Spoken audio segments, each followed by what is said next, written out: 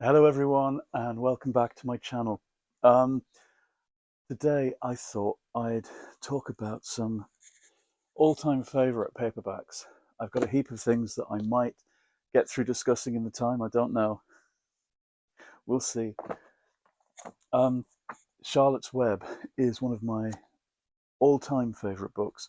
This is the puffin edition that they did for the movie in, I've no idea what year, early 80s. Look at this, somebody had their name in it using one of those little wheel things where you pressed out your name, little clicky things, and it pressed it onto tape. I had cassette tapes with home recorded LPs with the titles done with one of those machines. They were all the rage in about 1982. "Where's Papa going with that axe?" said Fern to her mother as they were setting the table for breakfast. "Out to the hog house," replied Mrs. Arable. "Some pigs were born last night." "I don't see why he needs an axe," continued Fern, who was only 8. "Well," said her mother, "one of the pigs is a runt. It's very small and weak, and it will never amount to anything. So your father has decided to do away with it." "Do away with it?" shrieked Fern. "You mean kill it, just because it's smaller than the others?" Mrs. Arable put a pitcher of cream on the table. "Don't yell, Fern," she said. "Your father's right. The pig would probably die anyway." Fern pushed a chair out of the way and ran outdoors. The grass was wet and the earth smelled of springtime. Fern's sneakers were sopping by the time she caught up with her father. "Please don't kill it," she sobbed. "It's unfair." Mr. Arable stopped walking. "Fern," he said gently, "you will have to learn to control yourself." "Control myself?" yelled Fern. "This is a matter of life and death, and you talk about controlling myself." Her tears ran down her cheeks, and she took hold of the axe and tried to pull it out of her father's hand. "Fern," said Mr. Arable, "I know more about raising a litter of pigs than you do. A weakling makes trouble. Now run along." "But it's unfair," cried Fern. "The pig couldn't help being born small, could it? If I had been very small at birth, would you have killed me?" Mr. Arable smiled. "Certainly not," he said, looking down at his daughter with love. "But this is different. A little girl is one thing, a little runty pig is another." We read this at school quite late, really. I think we were about 13. Um, Strange thing to choose, really, in a way, in our third year, I think, in the comprehensive. And I think probably the rest of the class didn't appreciate it like I did. Over the years, I've read this again and again. I've read E.B. White's other books, Stuart Little and The Trumpet of the Swan, and his letters about New York. And he's a really wonderful writer. This is a very shonky copy with yellow sellotape holding it together. Somewhere I've got the a nice copy in hardback that I got. Can you hear Socks snoring down there? I don't know if the microphone's picking him up. He's on my chair. This is why I'm standing up, because he's fast asleep and snoring. um, with the Garth Williams illustrations, which are in this, but in the hardback, you see more of them. It's a very special book. At the end, when the spiders, this is a spoiler, spider spoiler, when the spiders' eggs fly off like tiny parachutists, and Wilbur the pig waves them away. It's the most amazing ending. We had that happen in the garden. We didn't have a talking pig on that day anyway, but we had a tight ball of spiders' eggs on a sapling in the back garden a few years ago. I think it might have been during COVID. I might be imagining that. But when you could sit in the garden and do little else, we had this thing happen where we were actually there at the moment that this ball of spider eggs exploded. And it really does explode. These, um, it's like a kind of tight blackberry at first, or a mound of caviar, and suddenly it goes poof, and they shoot out and fly off, and you see baby spiders with parachutes. wafting away over the fences. Thousands of them, it seemed like. And Jeremy and I stood there, just in heaven, watching this. And all I could talk about was how it was just like the end of Charlotte's Web. Here's a little tiny collection of stories. I might have talked about this before. This is my stolen copy from Wooden Comp, from when we did our O-levels. I still want to do a video about all of the teachers I had who made a difference. But the teacher I had at this point was John Bleasdale. And he had been our teacher in our class for library hour, or whatever they called it, in 1981. And I had a class in that on my very first day. And it wasn't all teaching about the Dewey Decimal System, although there was some of that. He also taught us how to write book reviews.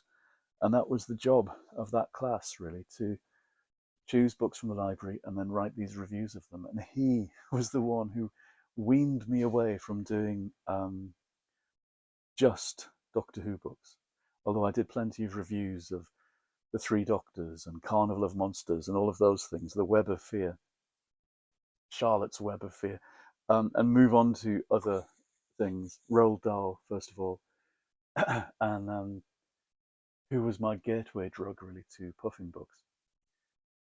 And he was a kind of gently acerbic figure at school, John Bleasdale. Still know him now. And we go and see him in County Durham. And then later on, he taught us our O-level English lit. And he was the one who first taught me Shakespeare, who said on the first day, what you've got to get used to are the ridiculous conventions of stories like this, when people fall in love at first sight. And that's what you need to know, first of all, about Shakespeare. And he was right. And actually, it's right about many kinds of literature, isn't it? That each has its own rules, its own conventions. And once you're used to them, you look out for them and enjoy them.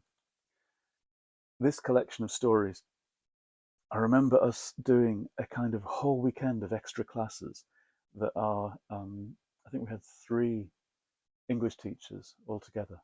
And they put on a kind of weekend conference for those of us who really cared about them. And we sat and talked about 20th century short stories for 2 whole days over the weekend in spring, whenever it was, 1986. And it was magical. It was like being at a conference because we were allowed to use the big sixth form common room. And that felt very grown up. And to sit around talking about these stories in groups. Life of Ma Parker is included, and that was the first time I read Katherine Mansfield, and that was an eye-opener. When the literary gentleman, whose flat old Ma Parker cleaned every Tuesday, opened the door to her that morning, he asked after her grandson. Ma Parker stood on the doormat inside the little dark hall, and she stretched out a hand to help her gentleman shut the door before she replied. "We buried him yesterday, sir," she said quietly. "Oh dear me, I'm sorry to hear that," said the literary gentleman in a shocked tone. He was in the middle of his breakfast. He wore a very shabby dressing gown and carried a crumpled newspaper in one hand. But he felt awkward.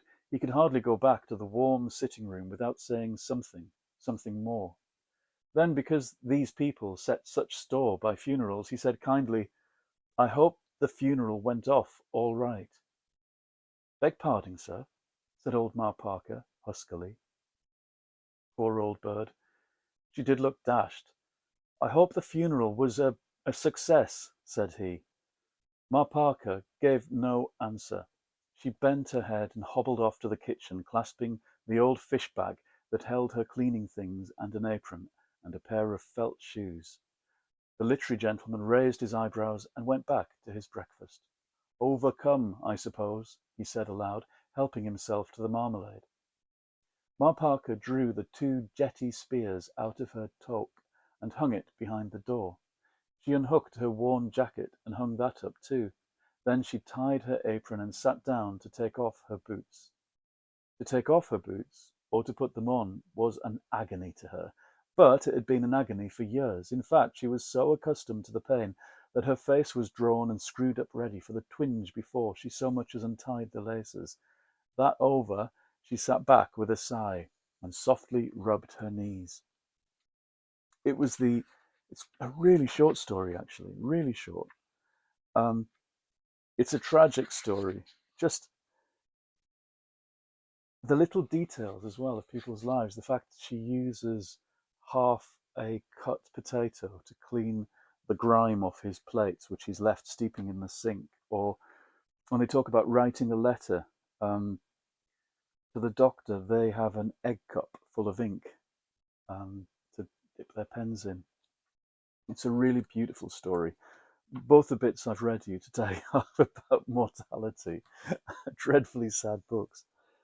I'll lighten it up with some Murder, She Wrote. This was the first um, Donald Bain novel based on a Murder, She Wrote that I ever encountered. I think I picked this up astonished in Edinburgh in Waterstones during the book festival in 2006, and that was the point at which I realised there was this world of cosy mysteries um, out there to explore. And this one, of course, based on the great TV show of the 1980s, a series which at 13 I was writing an episode guide for.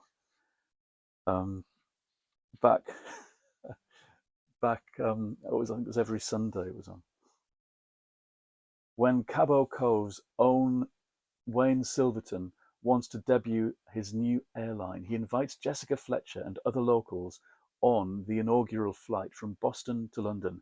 Jessica is thrilled for the opportunity to visit a dear friend, Scotland Yard Inspector George Sutherland, but the reunion hits turbulence when George is called to the airport to investigate the apparent murder of Wayne Silverton. Jessica and George decide to put their finely honed sleuthing skills together and investigate, but there's a full passenger list of suspects who have nothing to gain by Silverton's demise. Now, something to gain, rather. Yes, if there was nothing to gain, there'd be no mystery, would there? No motives. Now, Jessica's going to have to catch a killer before she can catch a flight home. Coffee, tea, or murder. Oh, everything about these is cozy. I've read a whole handful of them, at least one a year. And when I went to New York in 2008, I stocked up on all kinds of cozy mysteries.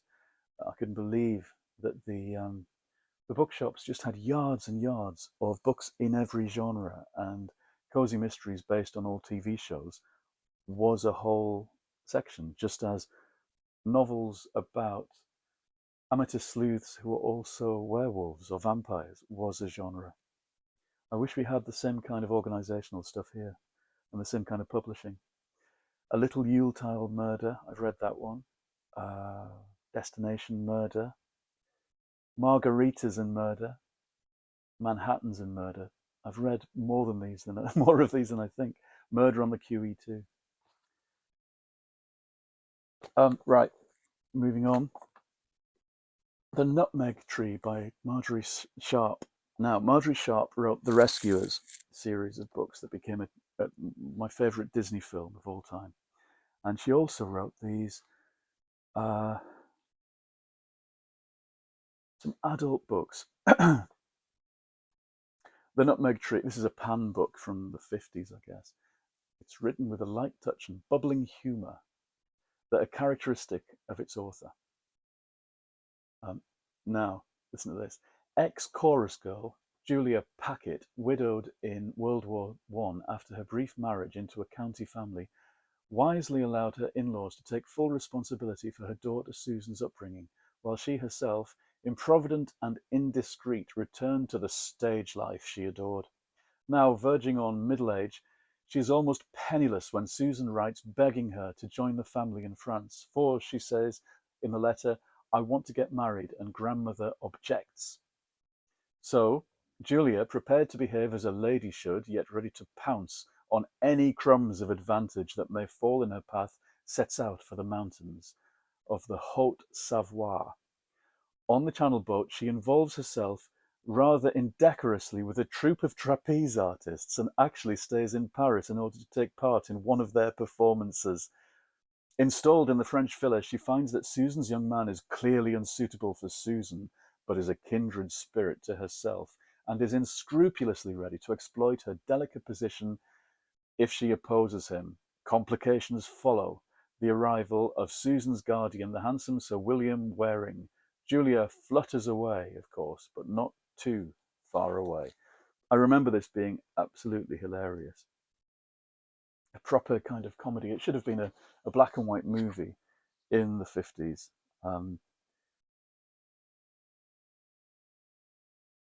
I read it on holiday in Paris in 2010, according to the front. Julia, by marriage, Mrs. Packet; by courtesy, Mrs. Macdermott, lay in her bath singing the Marseillaise.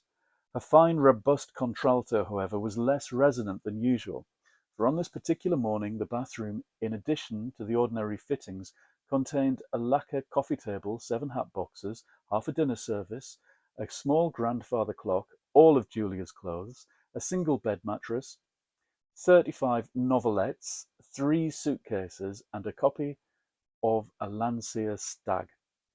The customary echo was therefore lacking, and if the ceiling now and then trembled, it was not because of Julia's song, but because the men from the Bayswater Hire Furniture Company had not yet finished removing the hired furniture. I seem to be getting a phone call from Jeremy by the looks of it. I shall ring him back when I've finished here. I'm going to press red. He won't forgive me. Anyway, Margery Sharp is hilarious, and I think she's in print again with a press that specialises in bringing people back from the brink. They've also done Stella Gibbons, another favourites of mine from that time. Not Virago, who wouldn't do novels as light and amusing as these. They're light and amusing, but there's a real savage bite to them. And not Persephone, who seems to do books that are kind of in a similar genre, but it hasn't touched on Margery Sharp. I will find out the name of the publisher who does these. But having said that, I am going to go because Jeremy's being persistent in phoning me, and I'm going to get this call. So I shall stop there and see you again in the next episode of this.